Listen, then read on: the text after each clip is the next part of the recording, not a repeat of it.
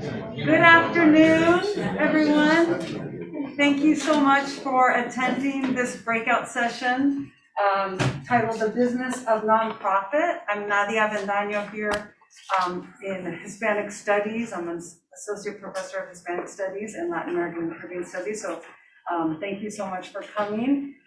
We have two speakers, Stephen Heintz and Jonathan Fanton. And I'll just read you the very brief bio, but if you're interested, their full, complete, impressive bios are in the program. Stephen B. Heintz is President and CEO of the Rockefeller Brothers Fund, an endowment that advances social change for a more just, sustainable, and peaceful world. And Jonathan Fanton is a special advisor to the World Refugee and Migration Council. He served as president of the American Academy of Arts and Sciences and as president of the MacArthur Foundation. So what they have decided to do, and thank you so much for being here. I don't know if we should.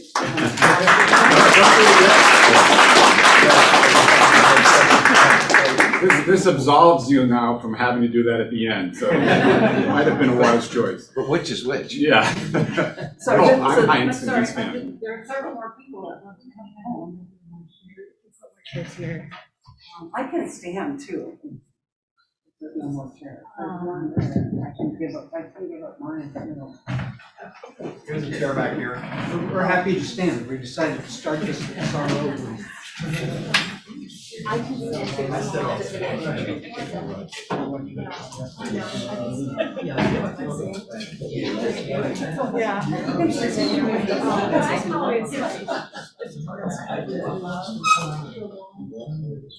No more chairs.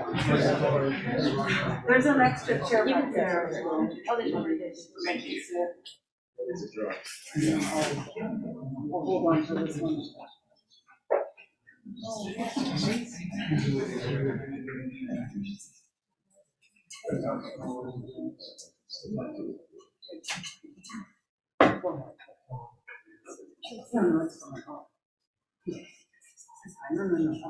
I can work on one. Okay, so what they have decided to do is have an informal conversation, and the last 15 minutes will be a Q&A. Will be left for Q&A. Okay, so I'll just give you guys a signal. But thank you, and yeah. Okay. Well, thank you, and thank you all for being here.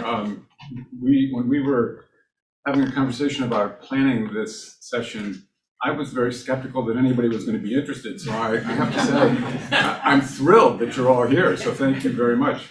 I also want to say that there are a lot of nonprofit sector leaders in this room, and I hope that they will just become part of the panel because they have a whole lifetime of experience and lots of insights and a lot to add. So Jonathan Fanton, my colleague here on the panel, and a dear friend, and I have to tell this story because I first met Jonathan Fanton as a freshman at Yale University a long time ago in the fall of 1970, where he was teaching history. And I was one of his students as a freshman and took 2 semesters of introductory American history from Professor Fanton, and he really helped launch me on an intellectual quest, which led to my becoming an American Studies major at Yale, and also then has been a mentor and an advisor of mine 50-some years.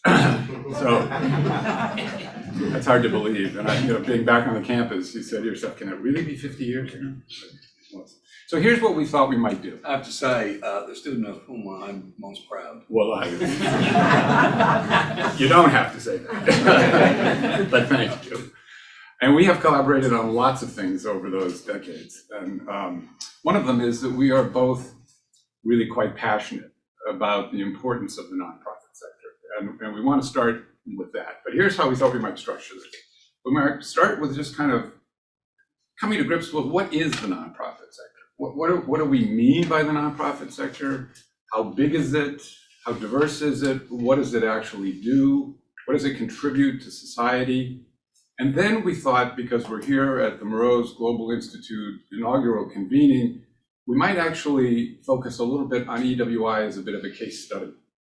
And part of the reason that that's of particular interest to me is that I spent 10 years working at EWI as John Mroz's executive vice president, starting in the spring of 1990 and basically going through the entire first decade after the end of the Cold War.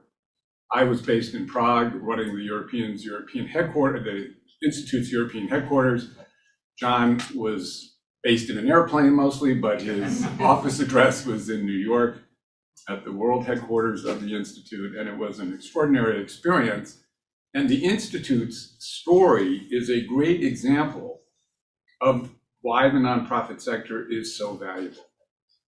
But it's also an interesting story about how nonprofits are born and how they transition, both during their lifetime and sometimes they come to an end, as EWI did. And so it's an interesting story that will, I think, illustrate a lot of what we want to try to say about the importance of this sector. So first of all, just to give you some basic data, there are currently 1.7 million active nonprofit organizations in the United States. Now, there are nonprofit organizations all over the world, but in the United States, we have, I think, the most robust nonprofit sector of pretty much any country. So 1.7 million. It's an interesting mix of types of institutions. So 16.3% are religious institutions and churches.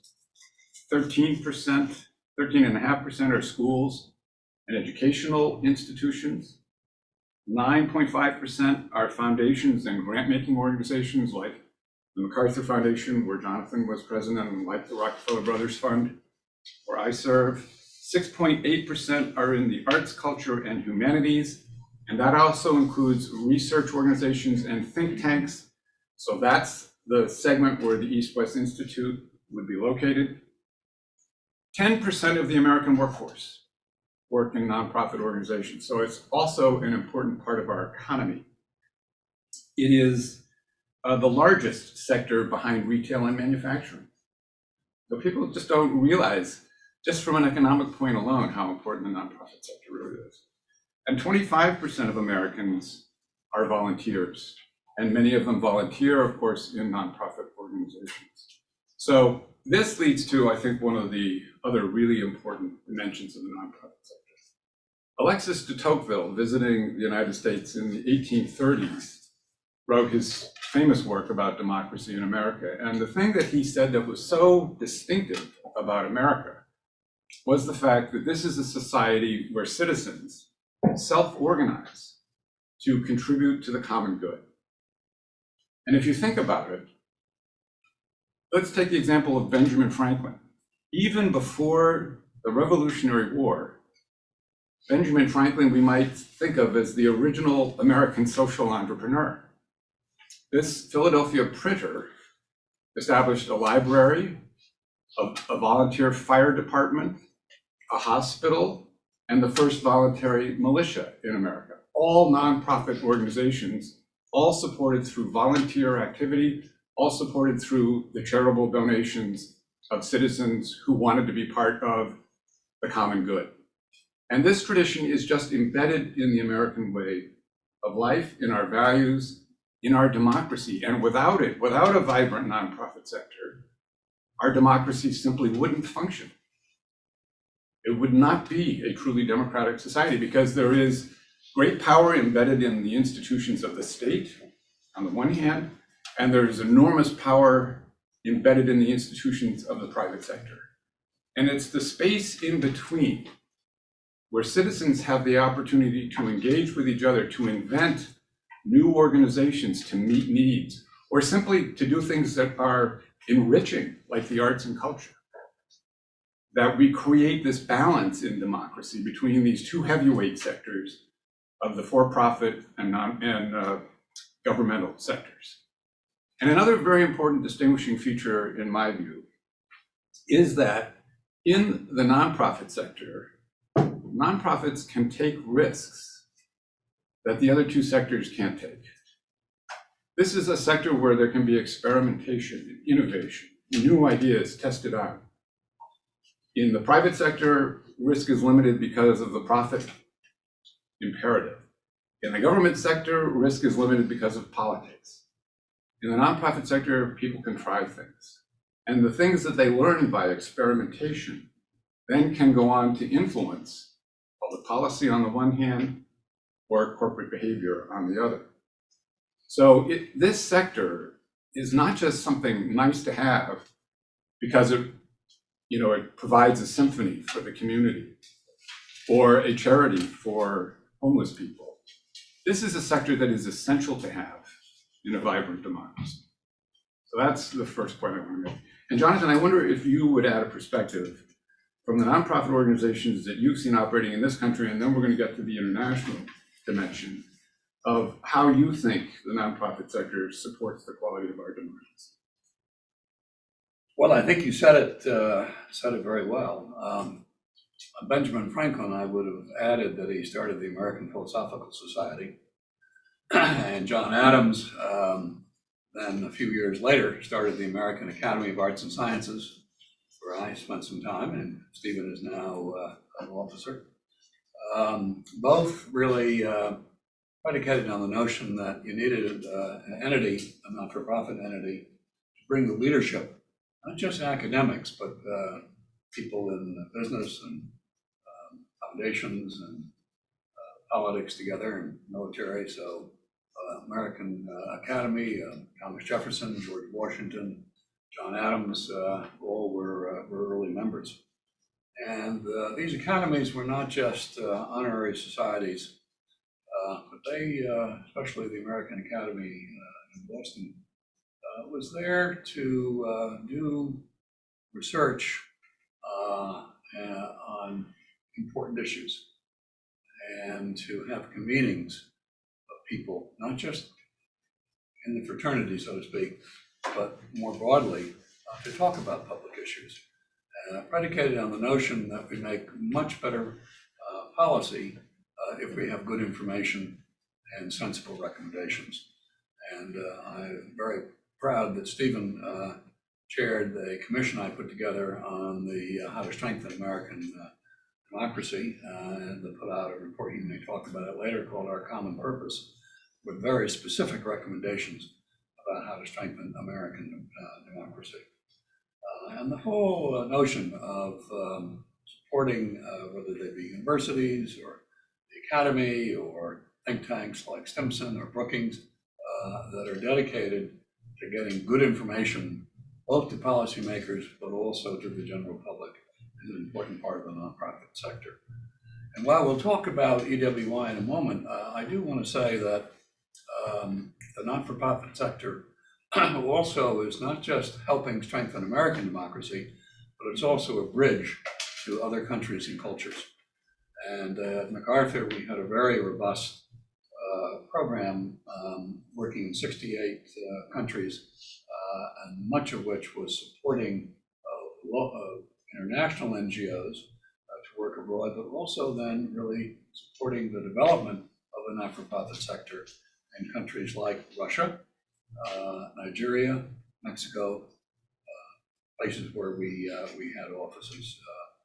And in the human rights field alone, we would support a Human Rights Watch or an Amnesty International, but we'd also support the Moscow Helsinki group in Russia, and really 100 different small human rights groups spread all across Russia. So as we're getting ready to turn to EWI as a bit of a case study, I wanted to interject another terminology. We use this rather, I think, technical but uninspiring term, non-profit sector. When I was working for the Institute and based in Prague in the early years, literally the first years after their freedom from communism, the first prime minister was a man named Václav Klaus.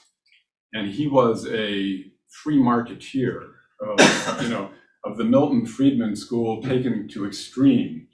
And he said to me one day, he said, why would anybody want a non-profit sector? It really has to be about profit. Mm-hmm. And I tried to explain to him why the nonprofit sector was going to be so important to the vibrancy of Czech life in the future, and how it was, in fact, the purpose of the communists to destroy the nonprofit sector, those horizontal links in society that bring people together in the service of the common good, because the state wanted all the control and didn't want citizens having initiative and having the opportunity to work together, because they knew that that could be a threatening force in society, which in fact it was, because there was, in essence, the equivalent of a nonprofit sector operating illegally under the surface of those communist societies that were building the horizontal links, that were bringing people information from outside, that were giving them the sense that they could actually change their countries. And the term that is used instead of the nonprofit sector is civil society. But this is where civil society exists. And this is what contributes to people's ability to change the course of their engagement with their neighbors and with their fellow countrymen. And so we saw those extraordinary revolutions of 1989, starting in Poland and literally sweeping south and southeast. And those were peaceful revolutions of civil society against totalitarian governance. And so when we think of the nonprofit sector, it's a very imperfect term for something that is far more profound, which is the question of civil society. So if we look at EWI, the East West Institute, one of the things I want to say, in particular to the students who may be here, is that the nonprofit sector is a place of enormous opportunity. I think all of my EWI colleagues who worked there over those decades would agree. Most of us came in when we were pretty young.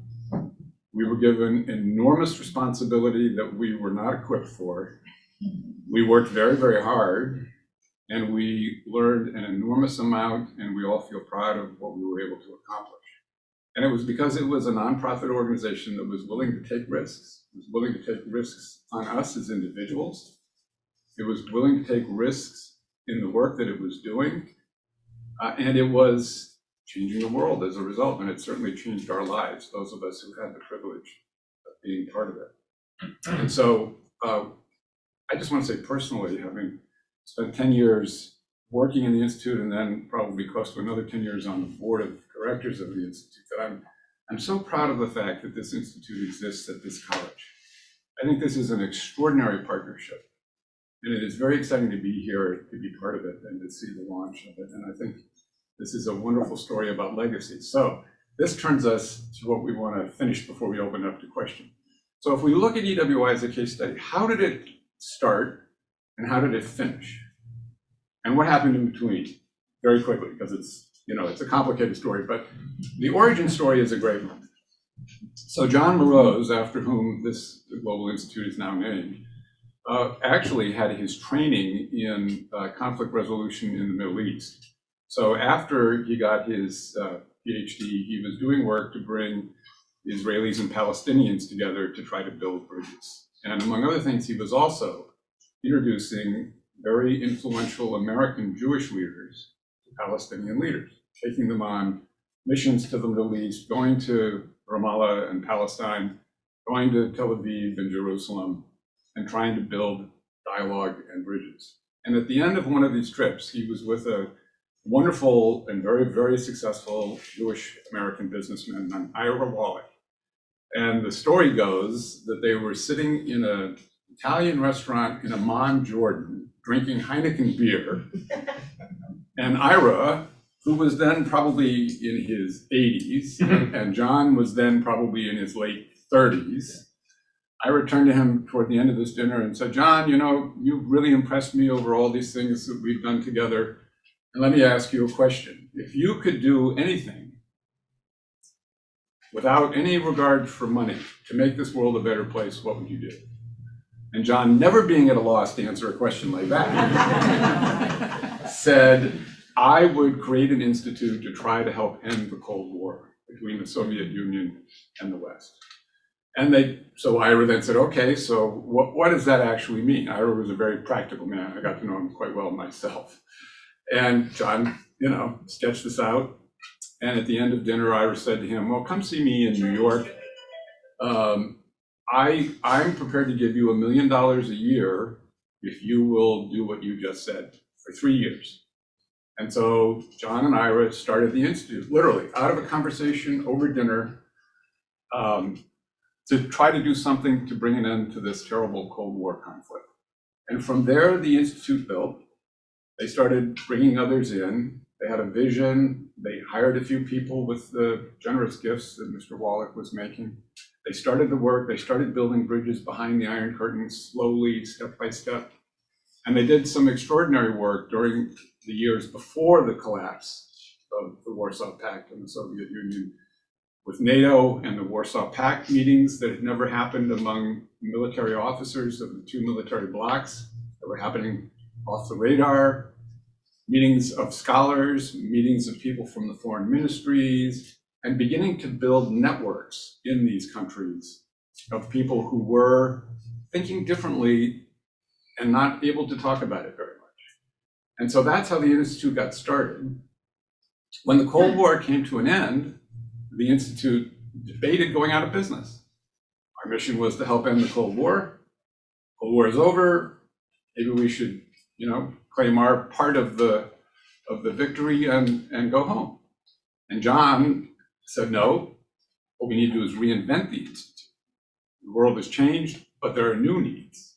And that's when I got hired as part of the Reinvention, because he wanted to, A, move into Eastern Europe and actually establish the Institute there and hire local people to be part of the Institute staff. B, he wanted to expand the work from national security and international relations and add economics and democracy building. And so he convinced the board to transform the Institute, and we set off on that path. And then we spent the next 20 years doing that work all over Eastern Europe and the former Soviet Union. When John unfortunately passed away, I was asked by John to help try to make sure that the legacy of the work would live on. And the first attempt we made was to keep the Institute going, and many people in here who played key roles on the board of directors were critically important to this effort. And so we organized a search committee to try to hire a new CEO. I co-chaired the committee with President Martti Ahtisaari, the Nobel Peace Prize winner and former president of Finland, who had co-chaired the board. And we went through a very serious search process, hired a very distinguished and capable American diplomat. But the world was changing. People didn't see the Institute's mission as being as critical at that time. This is in the early, in the mid-2000s, end of the 2000s. And John Mroz was such a dynamic and charismatic leader that people weren't sure the Institute could survive without it. But a good attempt was made, and good work was accomplished under the new leadership of Ambassador Cameron Munter. But ultimately, the board came to the decision that the finances just weren't going to work. The reality was that nonprofit organizations are entirely dependent on the generosity of others. And if the world shifts and priorities shift and interests shift, personnel shifts, that money can dry up pretty quickly. And unfortunately, that was what happened in the case of the Institute. So then the board decided, all right, we will have to let this go. But we want to do this in the most responsible way possible, and we want to do it to preserve the legacy of John's life work and of the work of all those who worked at the Institute and supported the Institute over several decades of work. And so this is where Jonathan Fanton picks up the story, because he helped with Bruce McConnell, who's here someplace. Bruce, Jonathan and Bruce was then you were probably the executive vice president by that point, right? Yes. So Bruce and Jonathan led the task force that helped decide how the legacy of the institution could continue to live. And they did a remarkable job that is extremely unusual in this nonprofit sector that we were talking about. It's much easier to give birth to these things. It's very hard to then build them up. And it's almost impossible to figure out a good way to preserve the legacy. And they accomplished it. So Jonathan, over to you. Okay, well, that's a perfect setup for what I'm going to say. Let me say, just by way of introduction, that I had a long time interest in the East-West Institute, because the MacArthur Foundation over the years gave over $6 million to the Institute, starting, I think, in 1986, supporting resident fellows, but eventually $1.3 million in 1993 for the Prague Center. Then we supported in 1998 a Ukraine-Russia project, and then in the 90s a lot in the Balkans. So I was familiar with EWI and had a very positive impression. So over my career, I've seen lots of not-for-profits run out of gas and crash and burn. And so in preparation for this conversation, I said to myself, well, now, what's the difference? Why do some crash and burn and some not? Well, I think one important issue is the beginning point. Having a strong base, really being a great organization with a lot of support. And EWI had a clear mission, had strong leadership, had a first-rate staff, had a wonderful board and a partnership between staff and board, and for a good while had solid funding. Stephen has explained the changes in circumstances, and here's the first really big difference. Most organizations, when they confront changed circumstances, put blindfolds on and just try to keep going. And what was so interesting here, and what really attracted me to come and try to help, was that EWI was in good shape. But the board really, and Bruce, were pressing it, I think, and understanding, look, we got two choices. We can try to soldier on, but if we fail, we'll be gone. Or we can say there is a lot here that's good, that's worth preserving, so let's figure out how to do that. And that was the critical starting point. So this transition began from a strong base, an outstanding interim leader in Bruce McConnell, really outstanding person, an engaged board, an active set of projects, a wonderful staff dedicated to those projects. And it had some funds, it had some reserves that were built up so that it didn't have to have a fire sale and take whatever you could take. It had time. And so it starts with, my interaction started with some key trustees, Aaron Mroz, Bill Ide, Campbell, Ross Perot was chairman, Hilda Smith eventually met, Mary Boys, and others. So we had some really good trustees, unusually knowledgeable trustees. And Karen, who really you might have thought would just fight to the end, no, understood that the right thing for the organization and the right thing for John's legacy was to have a transition. And so as we began, we didn't initially have this notion of splitting between what organizations would carry on the track 2 work and what organization might be the legacy for the papers and for research and leadership development and so forth. But that later evolved. So in the beginning, we had some goals, no order of priority here, but certainly preserving John Mroz's legacy. Perhaps most important, continuing the existing track 2 work, and being open to adding new projects, and train a new generation in the importance of track 2 work, and to continue to educate the public about the importance of track 2 work, and then to document the work that we've done, the successes EWI had, and to create an archive for research. So as we began to look around, there were some criteria in mind. We wanted organizations that understood the mission and the culture, and we're prepared to continue the mission, but also to evolve it. Understanding the context changes, both geographic and issue. So be faithful to what we were doing in China, Russia, Balkans, the Middle East, but be open to new things.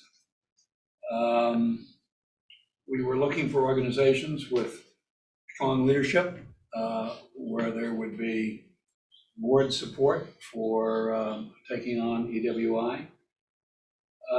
We were looking for organizations that would be willing to take on the existing EWI projects, but very importantly, the very talented EWI staff.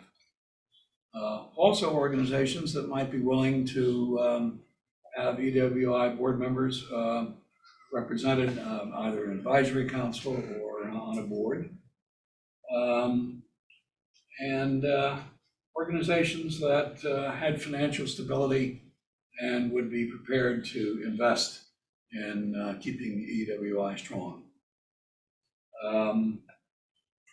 And this is one I just added this morning. We were looking for places where EWI would strengthen the institutions with which we merged.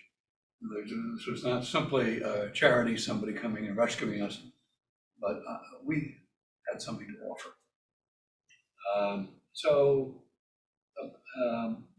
Those were the kind of things we're looking for. And then we had some responsibilities.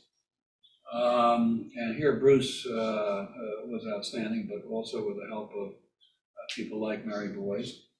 Not so easy to dissolve a organization in the state of New York, especially get access to money, some of which had restrictions on it. And Mary was terrific working with Bruce on that. And we needed some transitional funds. And so we raised additional money, very unusual for an organization, saying that, well, it's going to transition out of business, but please give. That's very unusual. But Ross Perot, the Bennett family, and others came up with money that was both helpful and here in Charleston and with Stimson. And we needed to work with our staff, hoping that our staff, Vladimir's here, for example, would transition because the asset of EWI really more in the reputation and the staff than certainly in the money. So I think under Bruce's leadership, these prerequisites fell into good shape. And then came the task of searching. And we looked at a number of research organizations, think tanks.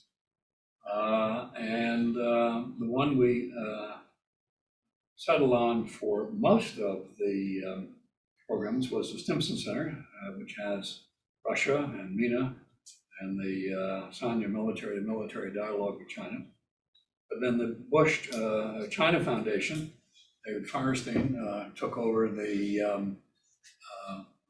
China politics party to party, the Atlantic Council, the Vulcan program, and the Observer Research Foundation America, the cyber program. So yes, Stimson took most of it. Brian Finley is here and doing a great job. But other organizations took on parts of it. So that was a happy kind of outcome for the programs. But then I think it was Hilton Smith who made the connection to the College of Charleston, where John Mroz had some history. So this was not. Okay. Well, anyway, Catherine is here. Is Hilton here? Yeah. Anyway, it was in the corner. It was Hilton Smith who made in the hallway. I see. Yeah, who made this connection. And as we were watching the, There he is. We're talking about it. and as we were I have another friend. We were two people outside. as we were finding homes for the track 2 programs, it occurred to us that it would really be, and with Hilton's leadership, great to have a center where all the programs, no matter where they went, could feel at home and come together, and where the archives, the papers, could be housed, and where the academic program of research on track 2 negotiations, but very importantly, where the next generation could be trained and recruited. I confess that I did not know the College of Charleston well, but as we began to explore and talk, it became clear to me and to our board that this would be a great location. And it met really all the criteria that I indicated earlier. Certainly in Tim Johnson, there was a very supportive dean, Max Koloff, a terrific director, President Shu, very supportive, the provost was very supportive, and the notion of John Mroz Global Leadership Institute kept the legacy alive. And so all the things that just check the boxes that I indicated earlier have been met here. And having been here now, not even 24 hours, I can tell you, I feel absolutely ecstatic and thoroughly convinced that we made the right decision. And back to what I was saying earlier, looking for places to go, we were looking to a place where we could add value. This was not only an act of charity rescuing us, but we had something to give, and that would be respected. And I feel that respect. And I have to say, I did explore other universities. You've heard the names like Fletcher School. And yes, I think they would have taken what we had to give, but we would have been a kind of vanishing appendix as opposed to a vibrant center that would have a long life, would add value to the institution. So College of Charleston, Stimson Center, Bush China Foundation, Atlantic Council, Observer Research Foundation of America, a happy, not ending, a happy plan for continuation of the great EWI and John Mroz plans. Well done.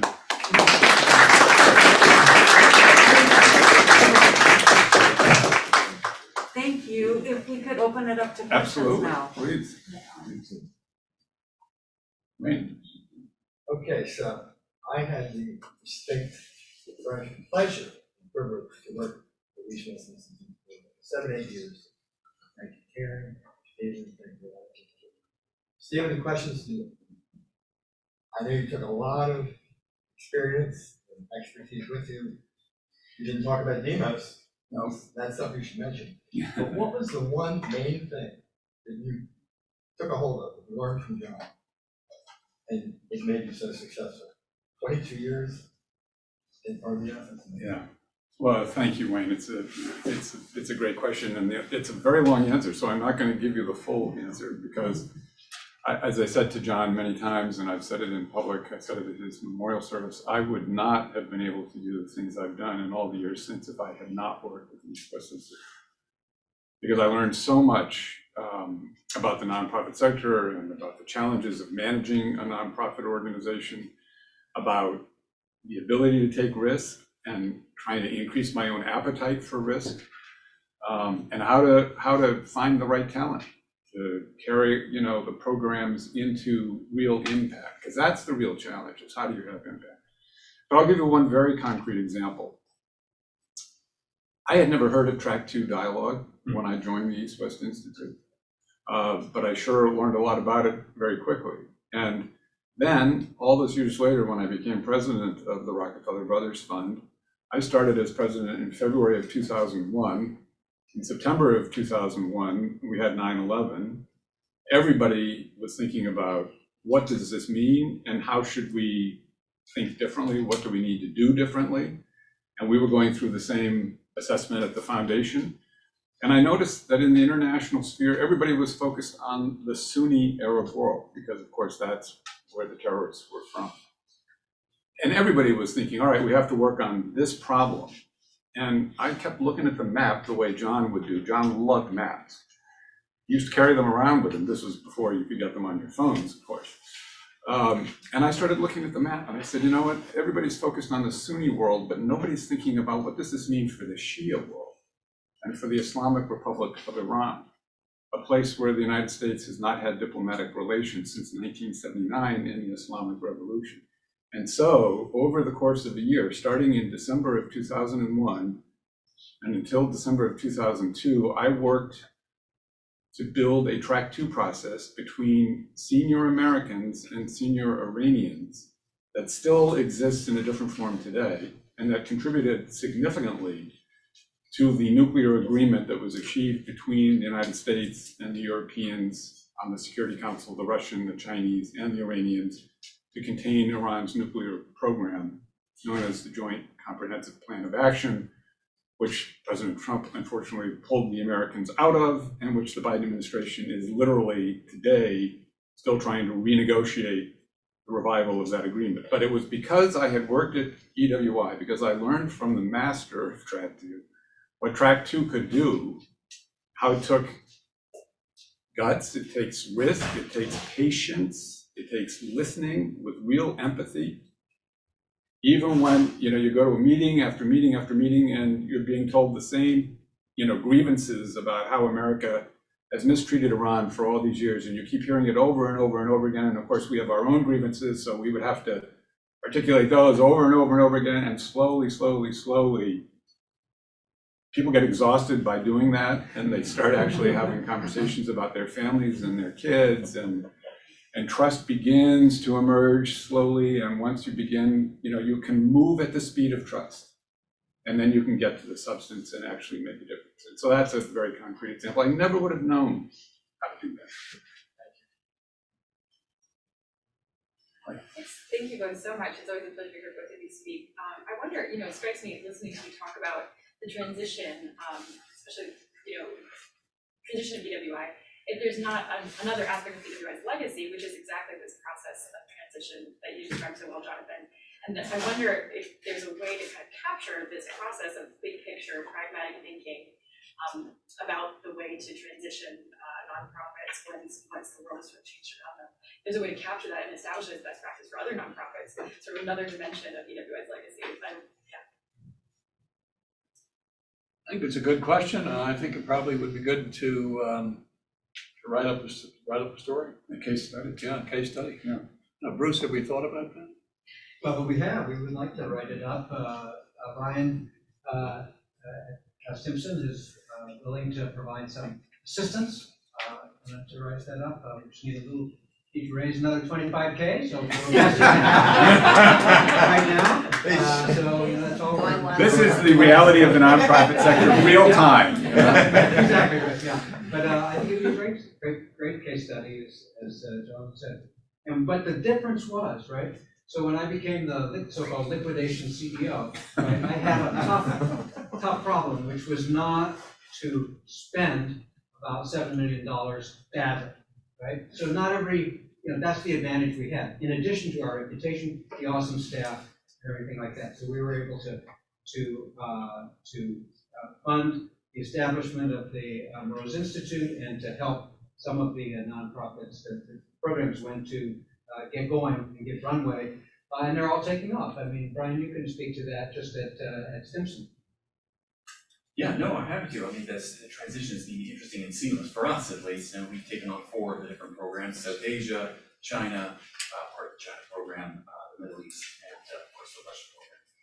And I'm interested to hear you two talk about kind of it was both giving and receiving, right? And for us as well.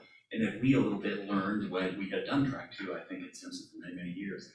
We had not invested in it in a way that Heintz must have. And so learning those lessons and transferring those from our new staff members, formerly Heintz staff members, and now Simpson staff members, has really been instructive for the remainder of the staff across the organization. And likewise, I think they have learned kind of our ways as well. And particularly in terms of sort of the business and how to generate the revenue. It's even, as you mentioned, that we're constantly having to chase in order to continue the work. And so the work has both continued and morphed in really new, I think, and interesting ways. Well, and of course, one of the inventors of Track 2 at EWI, at least on the China side, is David, who took over the program that he invented at East West. And how's that transition going? It's been great. I mean, we had the 12th iteration of the U.S.-China high-level political party leaders dialogue in September of last year, and it was a wonderful moment to carry on and carry forward a terrific body of work from EWI and John Mroz legacy, the EWI legacy. We are really excited to be able to do that. And one thing that's helpful in our particular case is that 2/3 of our organization, in terms of the full-time permanent staff, are folks that were together at EWI when I was here years ago. We had reassembled that team very successfully and very much carry that ethos and that passion on in the work that we do. So we're delighted, and Bruce, thankful to you and all the folks that made it possible for us to carry forward that work. And you can hear more about this transition, including from Annalene, who is running the cyber program that also transitioned at tomorrow's panel tomorrow afternoon. You know, I want to put this story in the following context. One of the things that was so distinctive about John as a leader was that he was always ready to reinvent. And he reinvented the Institute on numerous occasions because world circumstances were changing so rapidly. And in order to really have impact, you've got to be very, very agile and move very quickly and reinvent. Sometimes it could be exhausting, right? I mean, it would drive all of us crazy with all of this reinvention. And one of our jobs was to kind of triage all the ideas because there were so many ideas. And we had to say, all right, yes, let's do these 3, and we'll just hold off on the other 3,000 ideas for a while. But I see the story of the process that has just been described as not the end of EWI, but another reinvention at EWI. And that is a highly, highly unusual outcome in the nonprofit sector. So it's really worth a case study.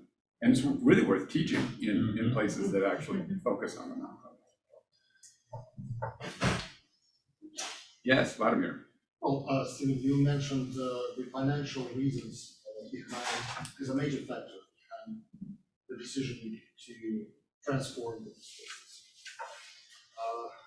My question is that, of course, we see that there is a competition in the nonprofit industry.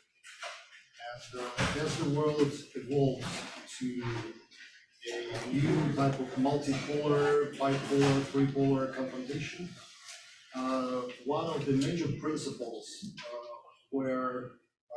on which the East West Institute was built, and particularly related to Track 2, is as John called it, fiercely independent organization. Yeah. So the actual independence and ability to take unbiased position, to serve as an impartial mediator. So currently what I see is that there is a challenge coming from mostly the political situation, from governments, and that the organizations, the nonprofit organizations, have more and more difficulties to stick to this principle of independence.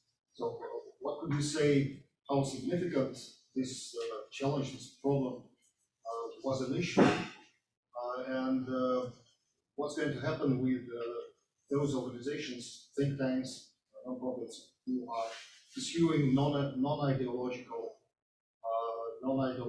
principles that tend to mediate and efficient trafficking processes? Start now, why don't you go ahead? Shoot. I tried. I thought it was a graceful handoff, but not going to work. So I think it is really a fundamental question, and I would divide it into 2 parts. I mean, you're living one part of it right now. Vladimir runs the Moscow, had run the Moscow office of EWI for many, many years, and courageously is still doing that work in Moscow today. At a time when any independent institution or any independent thinking, any independent expression is very much a risky thing. And so, you can tell us how the space for this independence is shrinking and being squeezed. And it's not only in Russia. I mean, it's been happening, unfortunately, in some of the countries where we worked in the 1990s, like Hungary, and a bit in Poland. And certainly it's still the case in the Balkans, where Maya works, in a number of the countries of the Western Balkans. And I think it gets back to the earlier point we were making about why civil society is so important to democracy, because that is the space where independent expression and dissent and new ideas and challenging ideas and activism and protest and all of those things happen. Messy, but yes, it's part of the democratic spirit. And when the state begins to squeeze the space in which that's permitted and shrink it, then that's an early warning signal for the rise of authoritarianism or the reimposition of authoritarianism. And so this worries me a great deal. And, we even see it, we see a little hints of this in our own country these days that worry me a great deal. And in the report that we worked on for the American Academy, this report called Our Common Purpose, we put a lot of emphasis not only on specific political reforms like campaign finance reform or voting reforms or 18-year term limits for justices of the US Supreme Court, lots of very technical ideas. We also put a lot of emphasis on strengthening the role of civil society in our country as the place that nourishes democracy, because of exactly the problem that you identify. Now, the last thing I'd say about it is this: when the Institute was facing an uncertain future in this period that Jonathan has just described, part of the problem was in the sector that I'm part of, the funding sector, because funders, lots of them can be very fickle. And they see a shiny new object and they want to rush toward that. And this is particularly new, I think, among the newer donors, the people who have made a lot of wealth in recent years and are still active. They very entrepreneurial, and they think they want to try, and this is how they made their money, right? They want to try something, and if it doesn't work, they quickly pull out and they try something else, and they keep going on an iterative basis until they find the thing that succeeds and makes the wealth. That is not a great way to practice philanthropy. In philanthropy, you've got to be willing to be in it for the long haul. The way the MacArthur Foundation supported EWI for years and years and years, and they were not the only one. The Ford Foundation, the Rockefeller Brothers Fund before I got there, the Carnegie Corporation of New York, a lot of very well-known American foundations invested in the Institute for 20 years. But then, the world was changing so fast, and the foundation sector is also very, very small. Foundations give away only about $60 billion a year. Now, that sounds like a ton of money, but when you think about the nonprofit sector with 1.7 million nonprofit organizations all looking for money, and the big, big problems, and those are only the American ones. American philanthropy is supporting lots of work internationally. That money doesn't go very far. So donors have to make choices. That's the reality. And often they make choices that take a shorter term view than the kind of long-term intergenerational view that John Izzo was talking about to us this morning. So I think that's part of the problem. And then that creates weakness in the civil society that then permits this greater squeeze and the greater shrinking of civil society space. So it worries me a great deal. So I would add that I think, at least I see a trend in which the large legacy foundations in the US, happily not RBF, are beginning to pivot more to domestic issues here and pull back on their international programs. And I think that's really regretful, including, I'm sorry to say, MacArthur. And I think therefore we're going to have to hope that some newer foundations and some individual philanthropists will step up and not only fill the gap created by this pivot internally, but also by the growing demand. The thing I would say is that we've talked about civil society organizations, research institutes, and so forth. You've got a situation like we now have with Russia, and that may be hard to do, but very important is that personal relationships have been formed over these years. And we must keep those personal relationships going. And so, yes, maybe we can't work with a particular public institution in Russia, but there are people at that institution that we know and like, and we can keep in touch with them and nesting with them. Steve, Yes. just one quick thing. Yeah. The governance at East West did a wonderful job of building an endowment and getting key man insurance. So that gave us time when we lost a great founder to see whether we could make it work without him. Yeah. And then the board stood up and said, we don't think we can, which is very courageous. And it was not without controversy. Right. And we made that move. I've seen other situations where the endowment gets drained and then there's nothing left. You're totally right. So, but that, the governance of your board is really important. And we should really all thank you, Bill, for the role you played in all that, which was critically important as chairman of the executive committee of the board. Really.